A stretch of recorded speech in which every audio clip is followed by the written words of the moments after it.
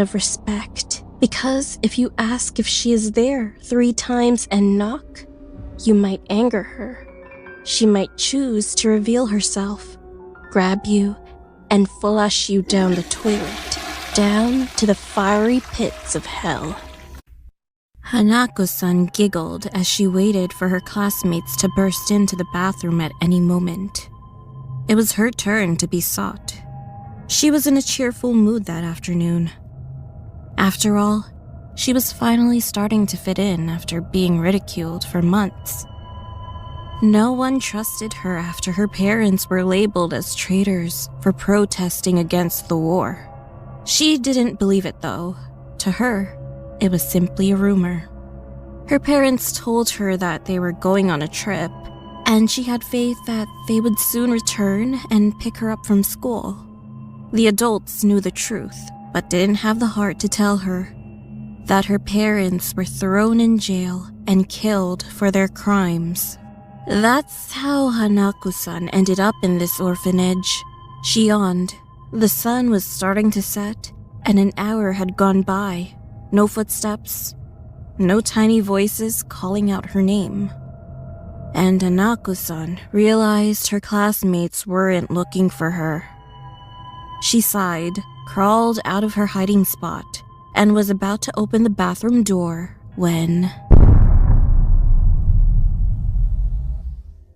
May couldn't wait for recess. She hated school and always felt like an outsider. For some reason, she always had a hard time making friends. It didn't help that she didn't share the same hobbies as the kids around her age. She was more old-fashioned, preferring printed books where she could turn the crisp new pages, the sound of nature, and oldies music. Not that she was picked on for her preferences, but she didn't know which was worse, being bullied or ignored. And that's why she would sneak out during some of her classes and eat lunch in the 3rd floor girls' bathroom. It wasn't bad at all. She enjoyed the acoustics there if she wanted to blast music, or the solitude if she wanted to read. Most faculty and students avoided that part of the school. They found it creepy. But for May, this was her safe place, and she had company. She managed to make one friend in that school, Hannah. She was maybe a year or 2 younger than May, and she was like a younger sister. She remembered the day she met her like it was just yesterday.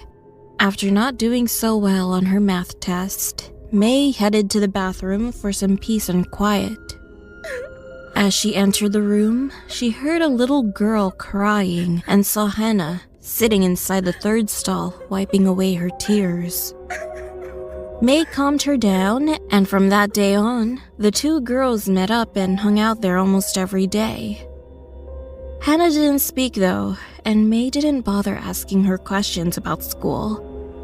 Not in there, where they were escaping it. The 2 girls would spend most of their afternoons in the girls' bathroom, listening to music, drawing, and playing games like hide and seek. It was uneventful every time. Even though it was such a tiny space, Hannah insisted on being the hider. It always made her giggle, but then she'd frown after she was found and just look out the window as if she was waiting for someone. May never understood the reason why she was always sad and quiet, but she respected Hannah's privacy. She knew her friend would tell her when she was ready. During lunch the next day, May got caught up finishing her science project. She was forced to partner with Ren, one of the popular kids who didn't even know she existed before having to work together. Why don't I ever see you during lunch? Ren asked. May didn't look up. I prefer eating by myself. Can we focus, please? I have somewhere to be. Where? It's lunchtime. Ren was confused. May sighed. This boy was too nosy for his own good. The 3rd floor. Oh, you're the weird girl who goes to the bathroom there every day? May was getting annoyed. Ren wasn't even doing any work, but would take all the credit. Do you believe in yokai? May didn't respond. How about Hanako-san? She looked up from their project. Who? Before Ren could answer, the bell rang, and they had to return to class. As soon as all the students sat down in history class, Ren raised his hand to ask a question. Can you tell us about the ghost in the school? This was everyone's favorite class. Their teacher was young and down to earth. Sure, why not? We have a few minutes before I can start today's lesson. And the teacher explained the legend. As many of you may know, this school was once an orphanage. Unfortunately, during World War II, it was bombed, and not a single person survived. Many of the parents of orphans who lived here were killed during the war, whether they were fighting in the war or labeled as traitors. Yeah, but can you tell us about Hanako-san? Well, supposedly, one of the orphans became an evil spirit after she passed, and to this day, haunts this school. People say she was playing hide and seek in the girls' bathroom upstairs when the building was bombed. To this day, it's still her favorite game. Now, her poor spirit is stuck in that bathroom, in the third stall where she passed, and why we are all forbidden from going up there out of respect. Because if you ask if she is there 3 times and knock, you might anger her. She might choose to reveal herself, grab you, and flush you down the toilet, down to the fiery pits of hell. The class laughed. Yeah, May said she hangs out there all the time. I'm surprised she's still alive. Her classmates looked at her and laughed more. She's nice. Because you've seen her? Or are you friends? Everyone continued laughing at her. The teacher had to yell at the students to quiet down so that she could continue with her lesson. As soon as they were dismissed, May stormed out of the room. She was furious. But while she was walking down the hallway, Ren pushed her to the side and ran to the staircase. May started running after him when she realized where he was going. When she got to the bathroom, Ren was already there. Hanako-san, are you there? He knocked on the stall's door. May pleaded for him to stop.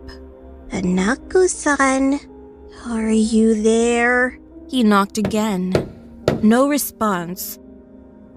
But the door opened.